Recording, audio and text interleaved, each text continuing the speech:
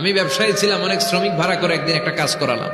সব শ্রমিকের টাকা দিয়ে দিলাম। এক শ্রমিক টাকা না নিয়ে ভাগলপুর কই যে গেছে নিজেও জানি না, ওর টাকা আমার কাছে রয়ে গেছে। এই শ্রমিককে আর টাকাটা বুঝাই দিতে পারি নাই।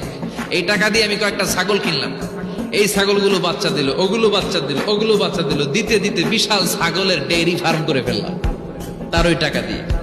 এক যুগ 12 বছর পরে সে এসে বলে আমার টাকা ফিরায় দাও। আমি বললাম এই যে ছাগলের ডেইরি ফার্ম পুরোটাই তোমার। সে বলে মিন্নি, আমার সাথে ঠাট্টা করো? আমি পাই সামান্য কয়টা টাকা, এক যুগ আগে যে টাকা পাইতাম ওইটা দিলেই চলবে। আমি বললাম ও শ্রমিক, তোমার টাকা দিয়ে আমি ছাগল কিনে ব্যবসা করেছি, ছাগল বাচ্চা দিয়েছে, বাড়তে বাড়তে বাড়তে বাড়তে আজকের বিশাল এই ডেইরি ফার্ম।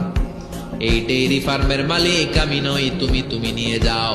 বলার সাথে সাথে শ্রমিক আনন্দে নাচতে নাচতে ডেইরি ফার্ম নিয়ে যায়। ও আল্লাহ, ওই দিন যদি সে যতটুকু টাকা পাওনা ছিল অতটুকু দিলেই সে খুশি হয়ে যেত। শুধু তোমার খুশির জন্য পুরো ডেইরি ফার্ম আমি তারে দিয়ে দিয়েছিলাম। আল্লাহু আকবার।